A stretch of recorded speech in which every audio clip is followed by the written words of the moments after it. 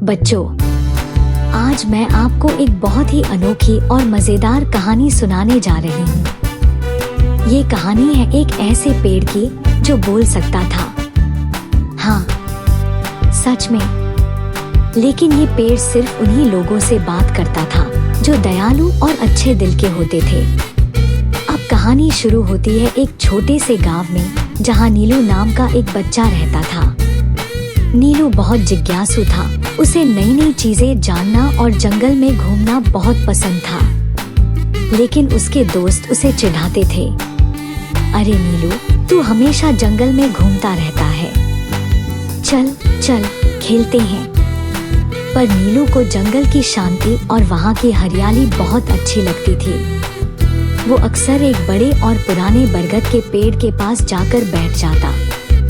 वो पेड़ बहुत घना और विशाल था, जैसे सैकड़ों साल पुराना कोई रहस्यमय दरवाजा हो। एक दिन नीलू उस बरगद के पेड़ के नीचे बैठा कुछ सोच रहा था कि अचानक उसे ऐसा लगा जैसे किसी ने उसका नाम पुकारा।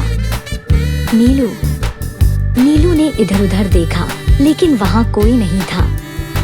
उसने सोचा, शायद मेरी सुनने में गलती हो गई होगी। लेकिन फिर से आवाज आई, नीलू, इधर देखो।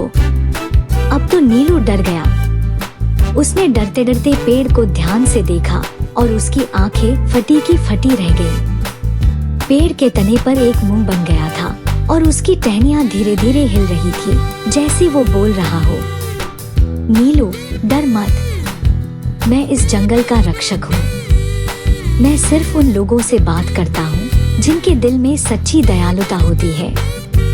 नीलू को अपनी आंखों पर यकीन नहीं हो रहा था। उसने डरते डरते पूछा, तुम कौन हो? पेड़ ने मुस्कुराते हुए कहा, मैं इस जंगल का सबसे पुराना पेड़ हूँ और मुझे सिर्फ वही लोग सुन सकते हैं जो दूसरों के लिए अच्छा सोचते हैं। नीलू को बहुत अच्छा लगा कि वो इस जादुई पेड़ से बात कर सकता है। लेकिन पेड़ ने कहा, अगर तुम सच में दयालु हो तो तुम्हें मेरी 3 परीक्षाएं पास करनी होंगी।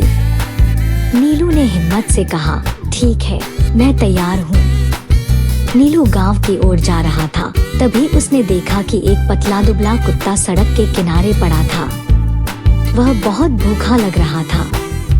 नीलू को पेड़ की बात याद आई। उसने झट से अपनी जेब से रोटी निकाली और कुत्ते को खिला दी। कुत्ते ने खुशी खुशी पूंछ हिलाई और नीलू की तरफ प्यार से देखा। बहुत अच्छा नीलू। अचानक उसे फिर से पेड़ की आवाज सुनाई दी, तुमने पहली परीक्षा पास कर ली। अगले दिन नीलू स्कूल जा रहा था। रास्ते में उसने देखा कि एक गरीब बच्चा ठंड में बिना स्वेटर के कांप रहा था। नीलू के पास एक ही स्वेटर था, लेकिन उसने बिना सोचे समझे अपना स्वेटर उस बच्चे को दे दिया। जैसे ही उसने यह किया, हवा में एक हल्की सी सरसराहट हुई और उसे पेड़ की आवाज फिर से सुनाई दी, शाबाश नीलू, तुम्हारा दिल बहुत अच्छा है। तुमने दूसरी परीक्षा भी पास कर ली। अब आई सबसे कठिन परीक्षा। एक दिन नीलू ने देखा कि गांव का एक आदमी जंगल में आरी लेकर आया था।